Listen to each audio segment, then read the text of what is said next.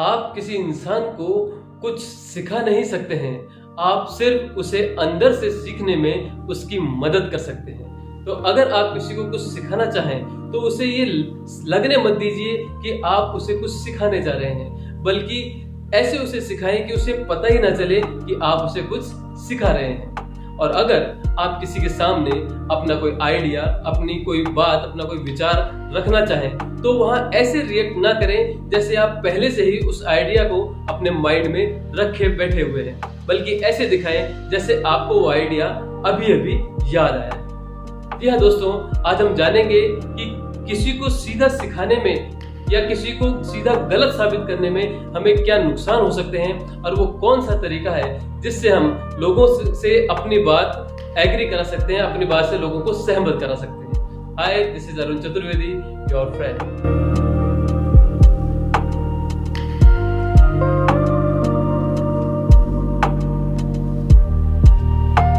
जब भी कोई व्यक्ति हमारे सामने अपनी कोई बात रखता है या अपनी फीलिंग शेयर करता है तो हमारी टेंडेंसी तुरंत कुछ फील करने लगती है। हम फौरन उस सामने वाले की बात के प्रति कोई राय बना लेते हैं, जैसे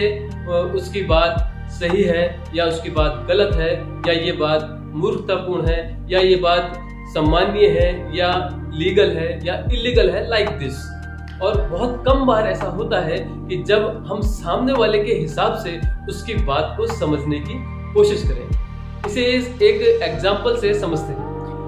एक धागे की फैक्ट्री में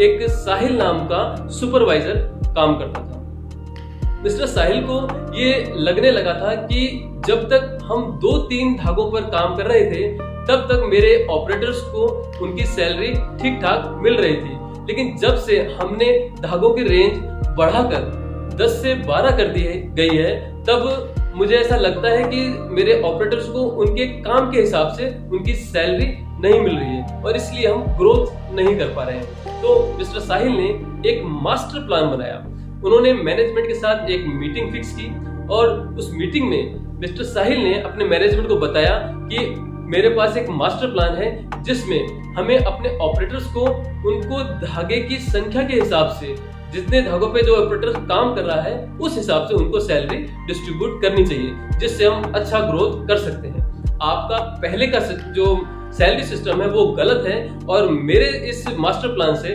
आपकी वो गलती सही हो सकती है। मिस्टर साहिल ने अपनी हर संभव कोशिश की अपनी बात को, अपने मास्टर प्लान को सही साबित करने की, लेकिन उससे कोई फायदा नहीं हुआ और मैनेजमेंट ने उनके इस मास्टर प्लान को रिजेक्ट कर दिया।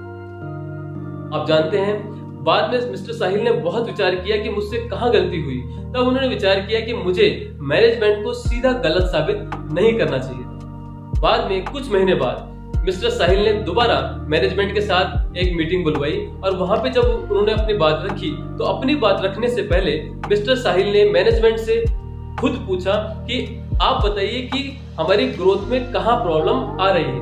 और जब मैनेजमेंट अपनी बात बता रहा था तो साहिल जी बड़ी विनम्रता से उनकी बात सुन रहे थे और फिर उनकी बात सुनने के बाद उन्होंने ये भी पूछा कि आप ये भी बताइए कि इसका क्या बेस्ट सॉल्यूशन हो सकता है। मैनेजमेंट ने अपने सॉल्यूशन सामने रखे तो उनका सॉल्यूशन सुनते सुनते मिस्टर साहिल बीच बीच में बड़ी विनम्रता से अपना सजेशन भी उनको देते जा रहे थे।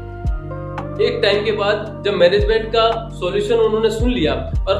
अपना भी सजेशन बीच में देते रहे, लेकिन उन्होंने सारा जो अधिकार था, सारा जो फैसला था वो मैनेजमेंट के हाथ में ही छोड़ रखा था। मीटिंग के एंड होते होते जब साहिल जी को मौका मिला तो उन्होंने अपना मास्टर प्लान शेयर किया और आप जानते हैं इस बार मैनेजमेंट ने मिस्टर साहिल का वो मास्टर प्लान एक्सेप्ट कर लिया।